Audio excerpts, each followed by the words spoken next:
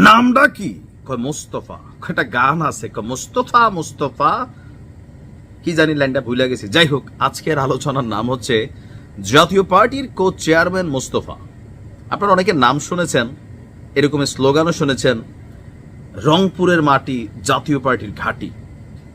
জাতীয় পার্টিতে আমরা যে সকল নেতাদেরকে দেখি বেশিরভাগই হালকা ম্যামে টাইপের হলেও এই এক ক্যারেক্টার ভাই ভিন্ন রকম। তবে এখন যে বাংলাদেশে রাইট নাও ভিপিনুর মার খাওয়ার পরে জাতীয় পার্টির বিরুদ্ধে যে বাতাস বইছে, সেই বাতাসের বিপরীতে দাঁড়াইয়া এই রকম ঘোষণা দেওয়ার জন্য হ্যাডম লাগে। মোস্তফা লোকটার হ্যাডম আমার মনে হয় আছে, তবে পরিস্থিতিটা কিন্তু উল্টাও হইতে পারে।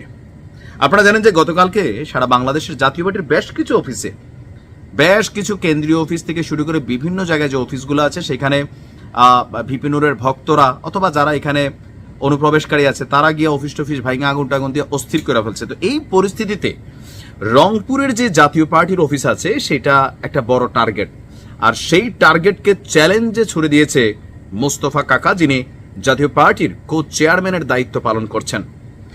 কো চেয়ারম্যান মুস্তাফিজুর রহমান মুস্তফা বলছেন, রংপুরের জাতীয় পার্টির উপর হামলার চেষ্টা করলে হাত পা ভেঙে দেওয়া হবে।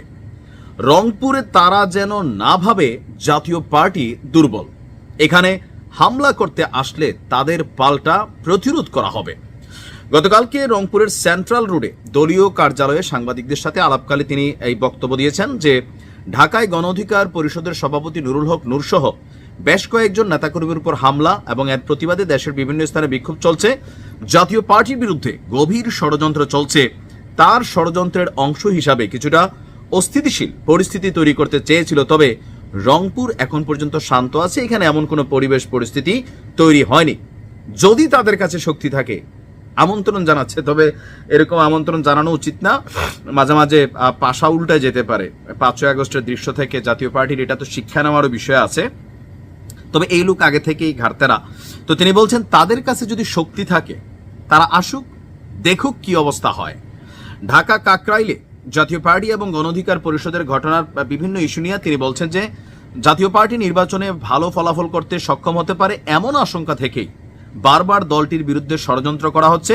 তারা ভয়ে আছে যেন সাধারণ জনগণ জাতীয় পার্টিকে সমর্থন না দেয়। এমন ষড়যন্ত্রের কারণেই তাদের নেতারা বারবার কারাগারে আছেন অথবা পলাতক আছেন। কিছু উস্কানিদাতা জাতীয় পার্টিকে বারবার হেনস্থা করার চেষ্টা করছে। তারা চাইছে জাতীয় পার্টিকে নিষিদ্ধ করতে। এটা একেবারেই লজ্জাজনক। জনগণই সিদ্ধান্ত নিবে কে তাদের প্রতিনিধিত্ব করবে। এখন এই যখন পরিস্থিতি, এই সাহসের ব্যাকগ্রাউন্ডটা কোথায়? একটা অংশ তো আওয়ামী লীগ, এটা কিন্তু সত্যি।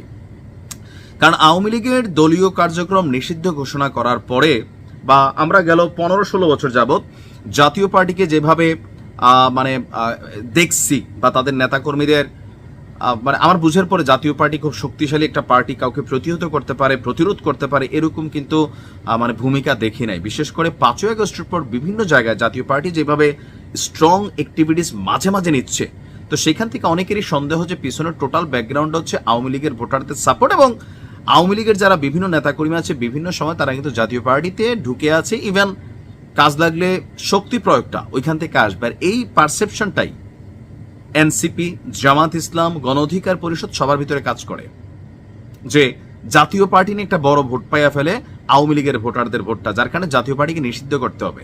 এটাও কিন্তু বাস্তব। আর স্বৈরাচারের দোসর হিসাবে কাজ করছে সেই ট্যাগ তো আছেই।